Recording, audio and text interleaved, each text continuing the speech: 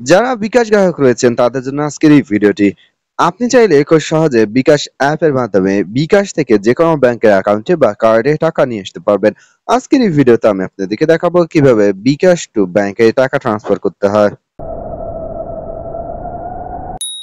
বিকাশ app থেকে যেকোনো ব্যাংকের অ্যাকাউন্টে বা কার্ডে টাকা পাঠানোর জন্য প্রথমত বিকাশ অ্যাপে প্রবেশ করবেন, এরপর বিকাশ টু ব্যাংক এই অপশনটিতে ক্লিক করবেন।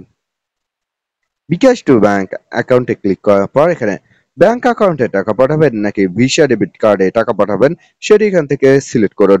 যদি আপনি ব্যাংক অ্যাকাউন্টে ক্লিক করেন তাহলে নিচে দেখতে পারবেন অনেক অনেক ব্যাংকের নাম চলে এসেছে। এখন আপনি যে ব্যাংকে টাকা পাঠাবেন সেই ব্যাংকের নাম এখানে সার্চ করবেন অথবা সেই ব্যাংকের নামটি এখানে খুঁজে বের করবেন। ব্যাংকটি এখান থেকে খুঁজে বের করার পর সেই ব্যাংকে ক্লিক করবেন। ব্যাংকে ক্লিক করার পর ব্যাংক অ্যাকাউন্ট যোগ করুন এই অপশনটিতে ক্লিক করবেন। ব্যাংক অ্যাকাউন্ট যোগ করুন ক্লিক করার পর এখন আপনি এখানে আপনার অ্যাকাউন্ট নাম্বারটি দিয়ে দিবেন। অ্যাকাউন্ট নাম্বার দেওয়ার পর এগিয়ে যান অপশনে ক্লিক করবেন। এগিয়ে যান অপশনে ক্লিক করার পর অ্যাকাউন্ট হোল্ডারের নাম এখানে লিখবেন, অর্থাৎ যার অ্যাকাউন্টে টাকা পাঠাবেন তার অ্যাকাউন্ট নেমটি এখানে লিখবেন।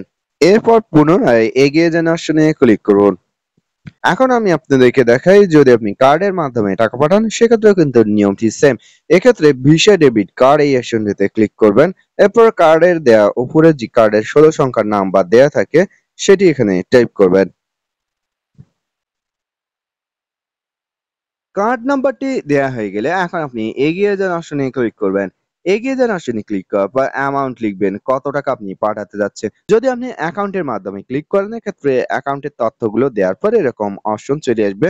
এখন আপনি কত টাকা পাঠাতে যাচ্ছেন সেটি লিখুন। এরপর এখান থেকে নেক্সট বাটনে ক্লিক করুন। নেক্সট বাটনে ক্লিক করার পর আপনার পিন নাম্বার দিয়ে পিন কনফার্ম করুন।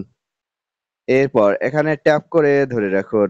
ট্যাপ করে ধরে রাখলে আপনার টাকাটি সফলভাবে আপনার ব্যাংকে চলে যাবে এবং মনে রাখবেন টাকাটি ব্যাংকে যেতে সর্বোচ্চ ৭২ ঘন্টা সময় লাগতে পারে। ৭২ ঘন্টা সময়ের আগে যদি শুক্রবার বা শনিবার থেকে থাকে বা কোনো সরকারি ছুটি থাকে সেক্ষেত্রে কিন্তু সেই ছুটি ব্যতীত আপনাকে ৭২ ঘন্টা অপেক্ষা করতে হবে। এই বিষয়টি সম্পর্কে যদি আপনাদের কোনো প্রশ্ন বা মতামত থেকে থাকে অবশ্যই কমেন্টে জানাবেন। পাশাপাশি বিকাশ হেল্পলাইন 16247 এ কল করেও আপনি যেকোনো তথ্য বা যেকোনো সমস্যার সমাধান পেতে পারেন।